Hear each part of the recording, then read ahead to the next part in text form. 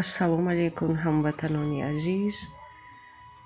моҳи шарифи мубораки рамазон боз як бори дигар ба шумо муборак шавад ва ҳамаи рӯзаҳои гирифтаатонро аллоҳи меҳрубон ба даргоҳаш қабул кунад. имрӯз мехостам оиди ҷавонон, номбардорони миллат ки мо бояд аз онҳо фахр дошта бошем, якчанд масъалаҳоро бо ҳам با شما صحبت کنیم. اینها به مانند رستم عظیموف، ژورنالیست شناخته و بلاگر، رحیم پروداکشن، دستمراد شریپوف با لقب دون جوان، کولیا تاجیک، قربان نگماتوف، سعدی و فخرالدین. این شخصانی نام برده عینی حال به مردم کمبغل یک سببگار شده ایستادند که بسیارشان صاحب خانه، بسیارشان سلامتی خودشان رو برقرار کرده ایستادند و من یک چیز را همراه شما باید گذشته گذارم که ما باید اینها را دستگیری کنیم، چون که یکی از سنت های پیامبر علیه السلام عیادت بیمار است که در آن ثواب بسیار و فضیلتی بیشمار دارد.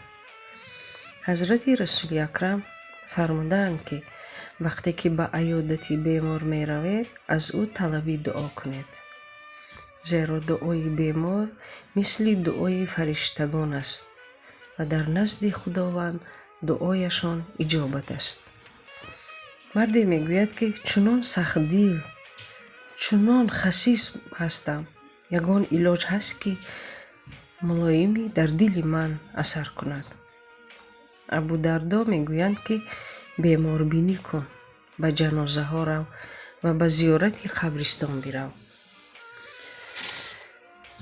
این شخصانی که من عینی حال نام بردم به نزد هر یک محتاج بیمار میروند، اشک میریزند، دلشان به حال آنها میسوزد و برای خیر کننده هایی که از چندین هزار کیلومتر خیر کرده‌اند دعا می طلبند.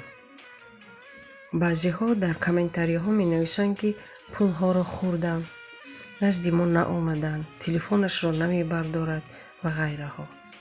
بیایید از روی انصاف نظر کنیم. این بلاگران مگر پدر و مادر، زن و فرزند، خانه و در و عموما زندگی ندارند؟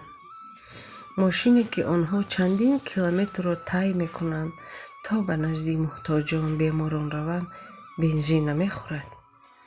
وقتی خود را دریغ نمیدارند، حرکت میکنند که کار را بود کنند. اگر آنها ما نظارت کرده از احوال آنها پرسیم، بعضیشان حتی در پایتخت خانه ندارند. ماند که خرج خود را نیز برآورند برای زندگیشان. در حقشان گپ‌های سخت لازم نیست. آنها عقل دارند، ما باید با آنها کاردار نشویم تا توانیم ادعای خیر کنیم، چون که آنها میلیون نمیخورند. دل شکسته نکنیم، مانیم که یک کمبغل، یک بیمار از پشت اینها سببگار شوند و البته اول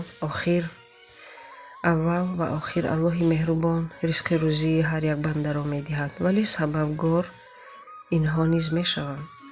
به فکر من کامنتاری هایی که آن شخصانی که بدگویی میکنند، این شخصان دست خیر خودشان ندارند. همیشه نیکخواهی مردمان باش، به نیکی کوش و آنگه در امان باش. ما هیچ زمانه هیچ، دنیا همه هیچ. ای هیچ زی بحری هیچ بر هیچ مپیچ. مهر است و محبت است و باقی همه هیچ.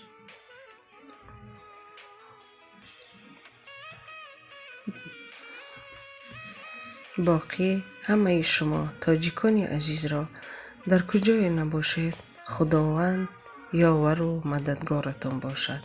بیایید با هم دست یکدیگر را گیریم و به هم کمک کنیم و حرکت کنیم در وطن عزیزمان شخصی بیمار نباشد، شخصی بی خانه در نباشد. بیاید کمک خود را دریغ نداریم. اگر کمک کرده نتوانیم بدگویی نکنیم.